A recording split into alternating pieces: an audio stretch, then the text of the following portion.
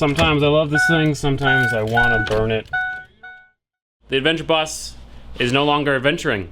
It's just stuck.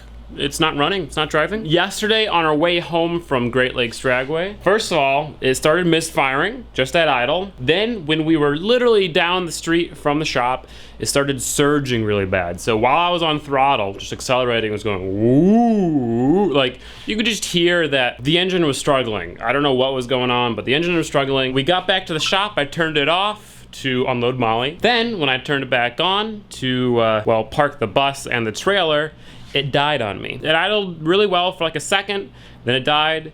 Tried to restart it, it started and then instantly died. Tried to start it for a third time and now it just won't start. There wasn't any smoking, there wasn't any loud noise, no clanking, no knocking. Today I'm trying to figure out what happened. I'm trying to figure out what's broken. I'm trying to figure out how much I'm gonna wanna die when I go to fix it. The school bus has the 6-liter Powerstroke, which is known to be very unreliable. Now I thought buying one of low miles, only has 100,000 miles, 110 now. I thought that would make me safe, but obviously I was very wrong. These motors are known to eat 2 things. Number 1, fuel injectors, and number 2, fuel injector control modules, FICMs. Both are very expensive. Fuel injectors, if you're gonna replace all of them, which you should, are $1,300. FICM is about 900 bucks. But the fuel injectors are gonna suck significantly more. In order to get to the fuel injector, since it is a direct injected motor, because it's diesel, you have to take the valve covers off, you have to kind of disassemble the head a little bit, and then you can get to them. The problem is that since this is the van, the engine is underneath the cab, you can't really do that without lifting the cab. So in order to replace the fuel injectors, we have to lift the cab up, which would suck. The reason why I think it is the FICM and not the fuel injectors is because there's no smoking, there's no clanking, and there's no pulsing when I'm trying to crank it. If the fuel injector went bad, got stuck open or something, it would smoke, for one. Secondly, you would be able to hear the fuel injector not clicking or clicking too much. It would sound very apparent. So that's why I think it's the FICM. The FICM is what controls all the fuel injectors, so if the FICM goes bad, then all of the injectors go bad. That's another reason why I think it's the FICM, because if only one injector went bad, it would still probably start, it'd still probably run. It just wouldn't run really well. The FICM is very easy to reach. I can't really see it, but it's right down there. I actually already kind of tore apart the inside. Here is the heart of the adventure bus. This is the 6-liter Powerstroke. This is the back of it. This is the transmission. This is the back. Head 1, head 2, the up pipes for the turbo, the turb ski itself, and then the down pipe. Firstly, I just want to say this turbo is massive. This is actually, like, this is why I think this is really cool, is I get to look at all this shit. Everything actually does look pretty clean. It is a pretty low mile motor. You can see the fire extinguisher dust got all the way back here. There's a nightmare of hoses and wires and just everything on both sides, really. The problem is that even if I did remove the turbo, remove all the piping, all the wiring, here's the head. Look at how close the head is to the wall. I'm gonna barely be able to get the valve cover off, and I definitely will not be able to get the injectors out. Might be able to make it work, but it would probably be more pain than just lifting the cab off. If it does turn out to be just the FICM, then I'm just gonna replace it and keep sending it. If it does turn out to be the injectors, however, I'm very tempted to build the motor. I've been really wanting to bulletproof it. The bus is really slow. I can't add boost or do anything with the current setup just because it'll blow up pretty much right away. So if I have to do the injectors, if I have to lift the cab up and take apart the motor, I might as well do all the stuff while I'm in there, right? Upgrade the injectors, new head studs, new head gaskets, EGR delete, new manifolds, up pipe, down pipe, a tuner, and then this engine would be good for 400 to 500 wheel horsepower, which is double to triple the amount it's making now.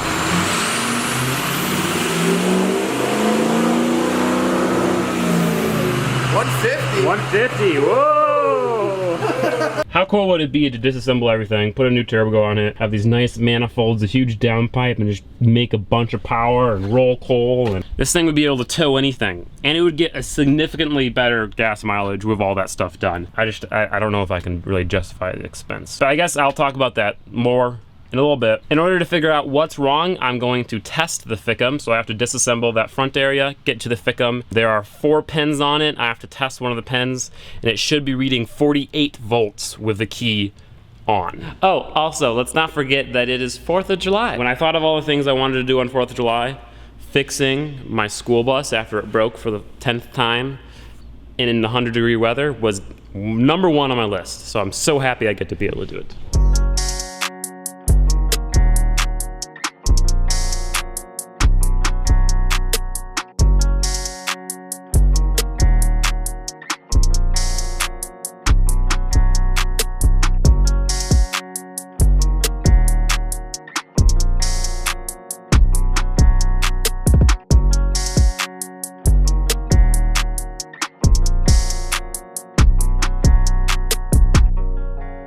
Okay, testing the FICM. So,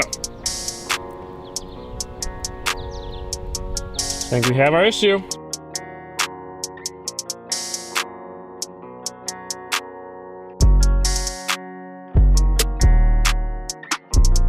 Unfortunately, and thankfully, the FICM is not broken. 48 volts with the key on, 48 volts with a cranking. The bad thing about that not being broken is that it means that it's probably an injector. Yay, we don't have to fix the FICM, but shit, we have to fix something else that's a bigger issue. The weird thing about the injector being bad is that it doesn't sound like it's bad. So in order to make sure that it is a fuel injector, I got a specific tool. It's a cable that allows me to hook up my laptop with ForScan, which is a Ford diagnostic tool, and then I can use that program to go through all the injectors, test them, and see if they're working or not.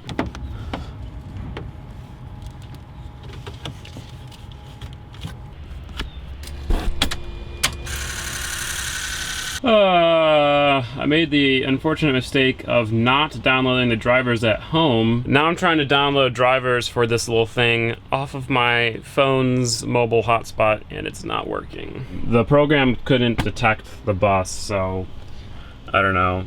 I love computers, you know. Connect. Please find it. Please find it. Please work. Please work. Oh, wait a second. Oh, it worked! It worked! E-Series direct injection turbo. Oh, dude, this is sick. Oh, it's finding everything. Look at this PCM, TCM found. All right, so I want to read the codes and I want to do the test. Pretty sure these up here are the codes, DTC. Uh-oh. Cylinder 3 contribution balance. This may be caused by internal engine components. Possible causes are fuel injector, valve train assembly, compression rings. Jesus Christ. All right. And the next one is generator control circuit. Battery voltage low, fuel cylinder open circuit, ECU internal fault. Right, so the cylinder 3 thing is definitely probably our issue. Let's go ahead and do vehicle tests. There we go. We're doing the KOEO injector electrical self-test. Go ahead and do the test. It will cycle through all the injectors. You can kind of hear it. That's so cool. This is a really cool thing that you can do. Despite this being kind of an old bus, like the electrical systems, it's kind of pretty advanced in terms of all my other vehicles. 6, 7, 8. Cylinder 1 injector circuit low. Cylinder 2 injector circuit low. 3 injector circuit low. 4, 5, 6, 7, and 8. Why are all 8 cylinders injector circuit lows? It's possible, I guess, the FICM is bad? The heck? No, I'm confused. Or this could be a wiring issue. It says harness wiring. Every single injector is coming up not working.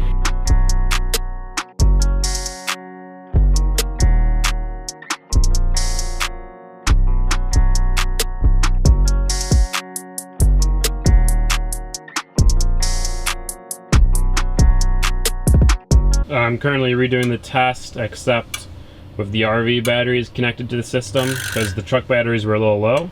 So we've been trying to turn it on a bunch of times. So maybe this will get us better results, maybe?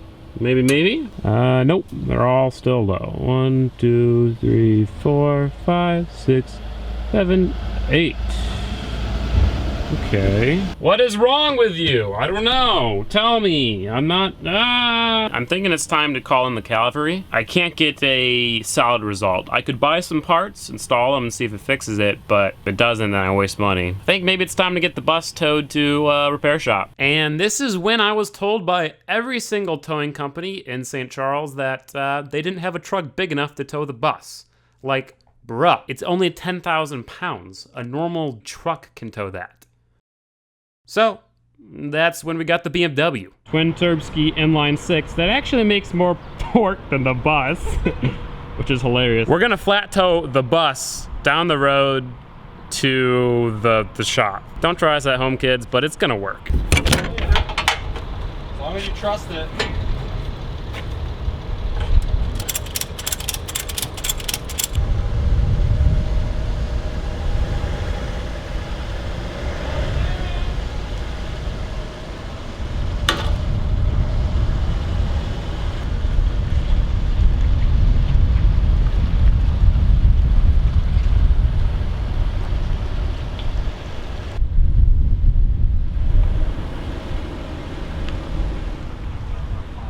Well, we have made it.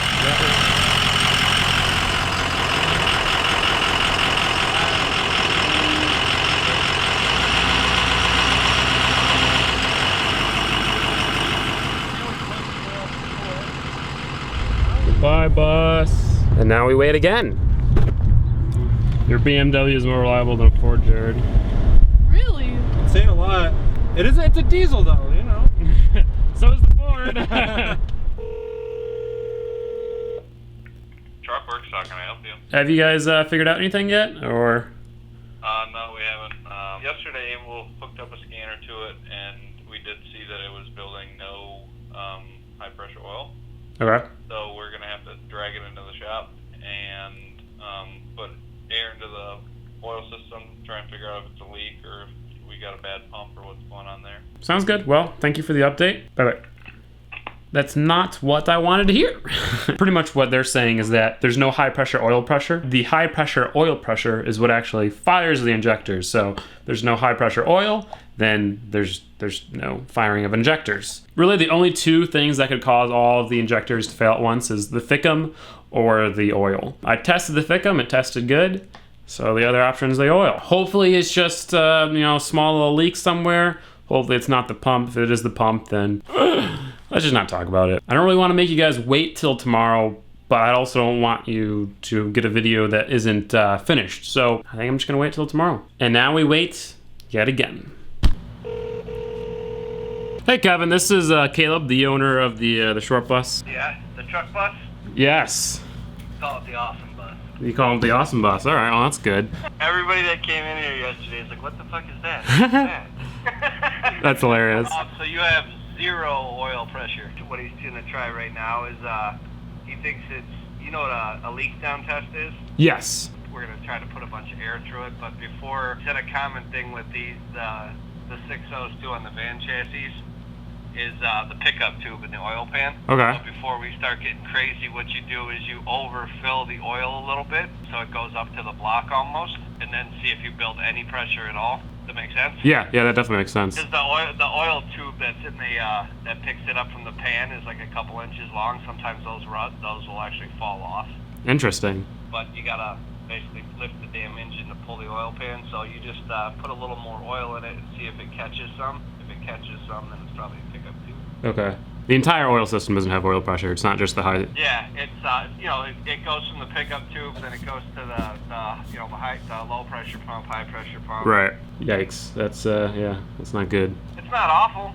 Okay. I mean, it's not like a catastrophic head crack failure or anything like that. Hopefully, it's just we just got to figure out if it's a pump or if it's just the pickup tube or something. Sounds good. Thank you so much. Just keep me updated. No oil pressure? Ugh. It's not just the high pressure system, it's the entire thing. You guys heard him. He said it wasn't the worst thing. So I guess that's better than having a head issue. I think I'm just gonna end this video here because it's been long enough. Either way, the bus is kind of fricked right now. No matter what happens, it is going to get fixed. I don't really have an option on that. Hopefully it's just like a pickup tube, like you said. They'll drop the pan, fix the leak, fix the pickup tube, do the EGR delete, and then boom. Unfortunately, I have not heard anything back from the shop, but I don't want to continue to bug them. I'm just going to let them fix it, let them figure it out, let them fix it, and it'll be all good. It's probably gonna be more money than we want, but you know what? We're gonna get the bus fixed. At some point in this catastrophe, I was definitely debating about selling the bus and buying a transit van, something a little bit smaller, more reliable, more practical, but I love how unique the bus is. If I had like 10 grand to put into the bus to bulletproof the engine, do the new wheels, new suspension, it would be so freaking sweet. So I don't think I want to sell the bus yet. Hopefully you guys did enjoy this video. I thought it was actually kind of fun trying to figure out, even though we were completely wrong. If you guys did enjoy the video, please give it a like. If you didn't, please give it a dislike. I do want to apologize for it taking so long for this video to come out. Axel, stay away from my food. That is mine. If you guys do want to support the channel, help Axel get more food. No, Axel has plenty of food. He likes people food. All right, he's annoying like that. If you do want to support the channel, I would really, really appreciate it. Head over to Patreon. There'll be a thing up in the corner. Peace out, guys. Have a great weekend. Bye-bye.